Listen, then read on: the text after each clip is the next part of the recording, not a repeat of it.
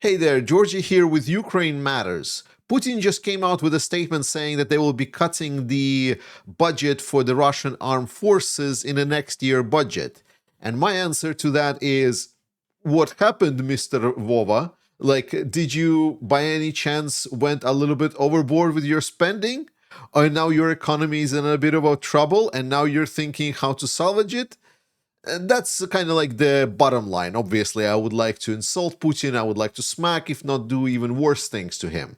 But I think there is a little bit of an angle here that he likes to take. So let's talk about this, what he meant, and what actually we can expect going forward. Firstly, let's set a baseline that will define why exactly it is important for us to talk about the Russian expenditure. And the problem for Russia is that it is now in attrition warfare. And attrition warfare is brutal.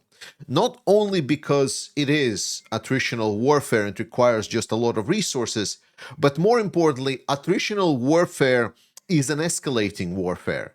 It's a type of warfare where you always need to one-up yourself and hopefully your opponent as you kind of go along in it.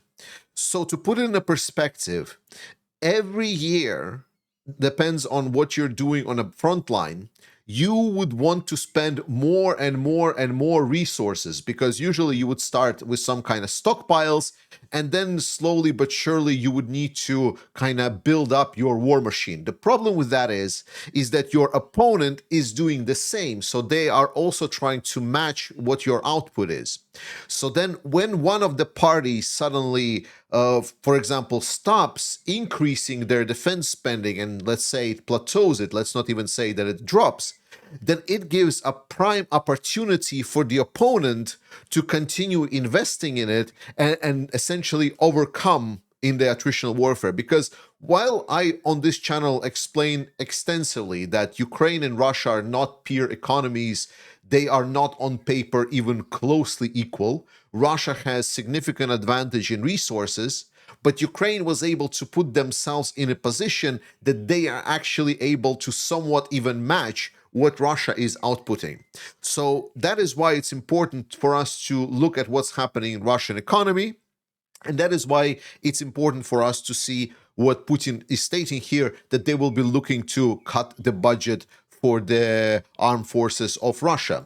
Right now, the budget is expected to be about 172 billion US dollars.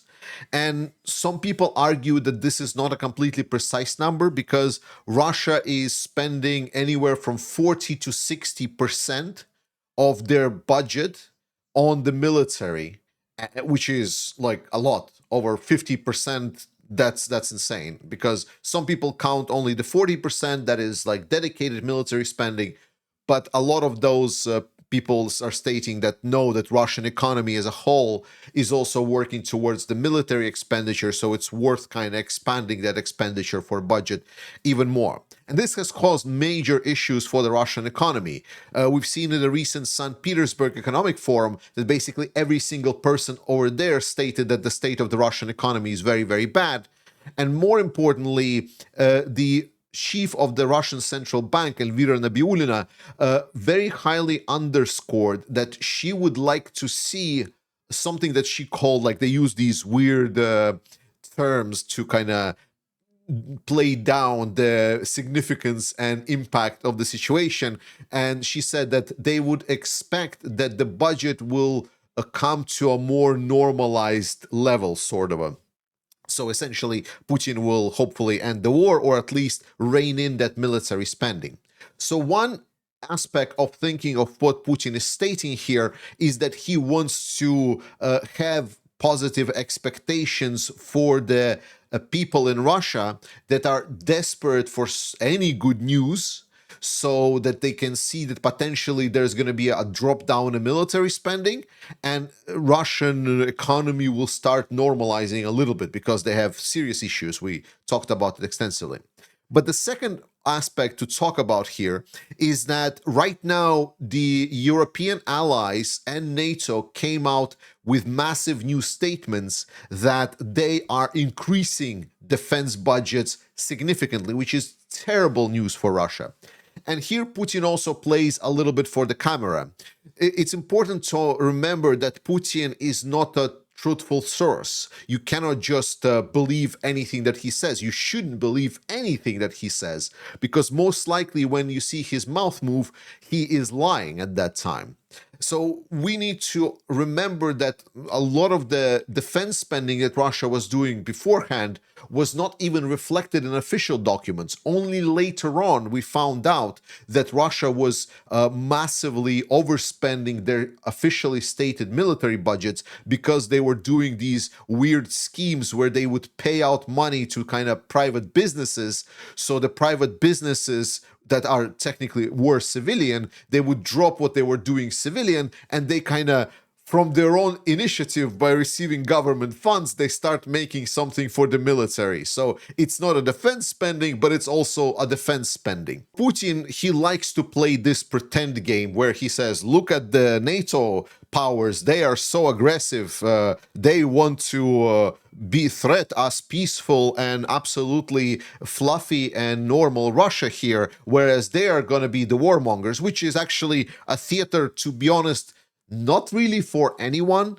We see that despite the fact that Donald Trump technically is buying everything that is Putin selling to him, which is unfortunate, but that's where we are. But thankfully, we're seeing that a lot of the European allies are actually not really buying it. And we see that despite what I see from our European leaders, and they're trying to kind of butter up to Donald Trump, but they're groveling before their feet. And I really wanted to make a video about how dissatisfied I am with that.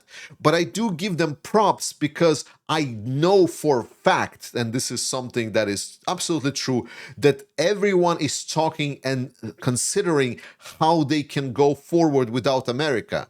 One of those statements that came out just recently, for example, is from Turkey, where they said that they are trying to promote this additional European security cooperation alternative working with United States. This is not coming from nowhere. These discussions have been taking place all across Europe already. So the fact that there are politicians that are doing their sort of a political job to be these worms before Donald Trump's feet, which I do not support, I know for a fact that it's a little bit of a show, and that a lot of these politicians actually are working towards more independent, more responsive Europe that is able to take Russia head on themselves. So great news that Putin is claiming this. We will need to follow up and see if there will be actual defense cuts in the coming budget. This is going to be in September. The Russians will have a bloodbath because already this year's budget has been devastating for Russia. It has been increased many times. They do not really have proper sources on how to cover this money.